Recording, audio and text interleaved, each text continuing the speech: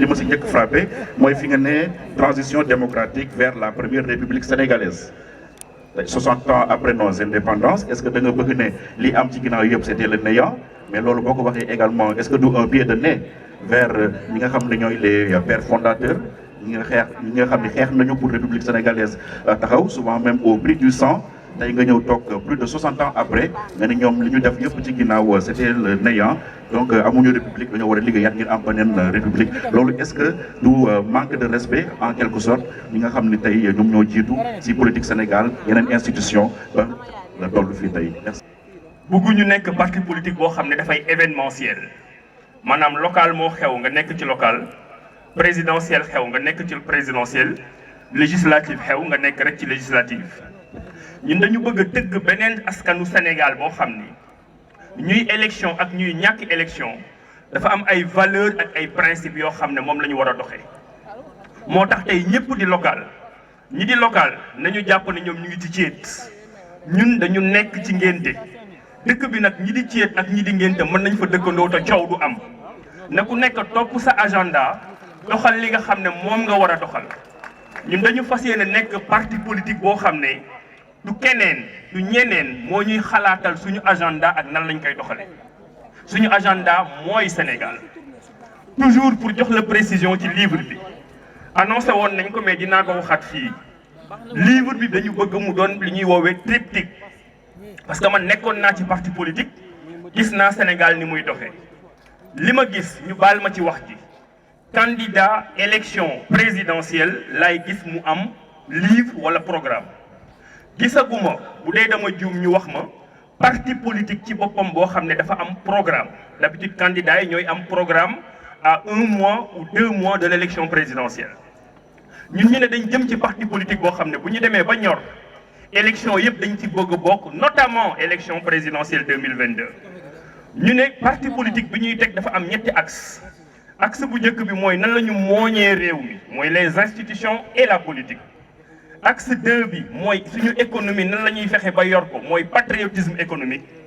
axe ñetteel bi mooy solidarité sociale nan la ñuy fexe ba réew mi ñi am lu ëpp jël ci la ñu am jox ña nga xam ne amuñu mu doon dëkk boo xam ne ñëpp dañuy nekk ci dara te loolu jombuñu ñu ni nag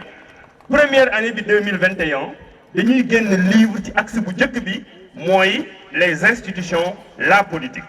moo tax livre bi boo ko xoolee affaire institution kese lay wax waxul solidarité sociale waxul économie incha allah bu ñu ko yàlla mayee en 2022 ñu génne deuxième livre boo xam ne c'est exclusivement sur le patriotisme économique suñu réew nan lay doxee nan la ñuy fexe ba suñu secteur privé ŋànk suñu économie ba nu ñu jéggaani yeneen yoo xam ne am nañ ko suñu biir.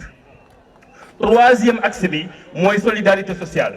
mooy mbirum chômage Sénégal mën nga liggéey 5 ans 10 ans jékki-jékki ñàkk sa liggéey doo am cotisation sociale bu lay tax nga dund. Sénégal booy dem retraite da ngay tiit parce que boo demee retraite sa niveau de vie dafay wàññeeku. troisième livre boobu moom lañ bëgg a def incha allah en 2022 triptyque bi mag ñetti livre yooyu nag li ci nekk dañu koy jox sénégalais yi ñu càmbar ko. buñ ko càmbaree ñun ñu xool li ci gën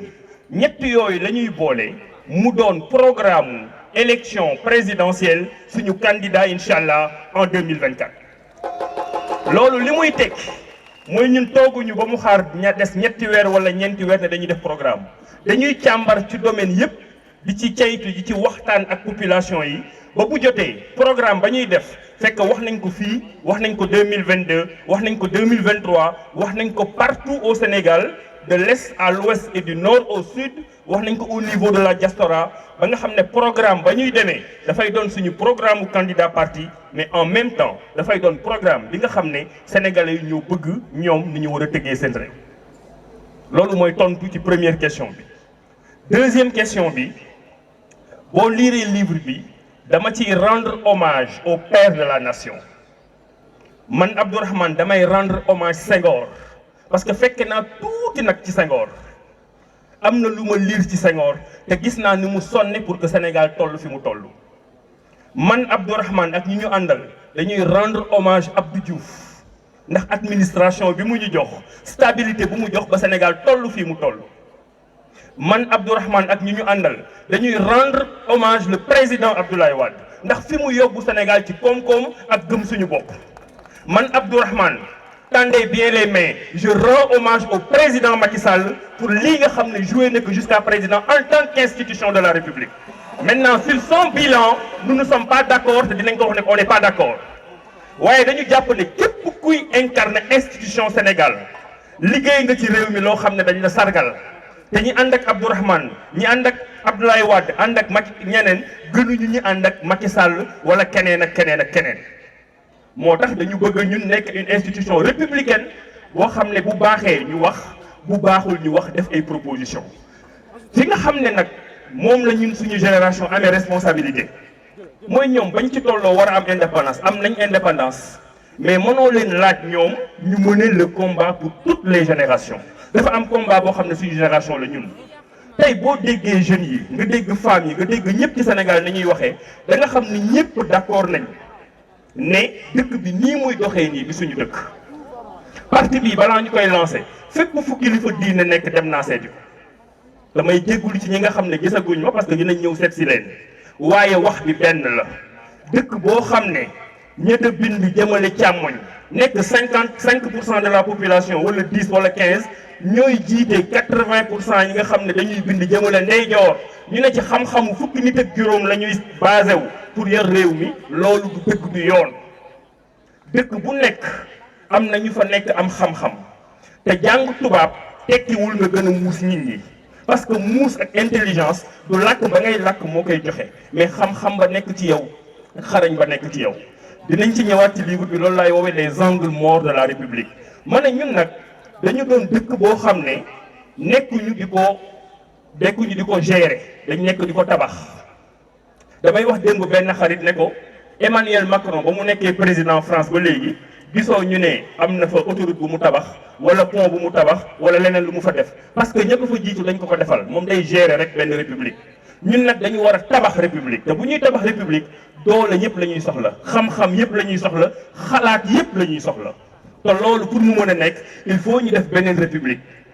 tey sama xaritu constitutionnaliste yi ñu ngi toog ñu ngi ñuy déglu ñenn ñi nee nañ ñu ngi 4e république ñenn ñi nee nañ ñu ngi 3e république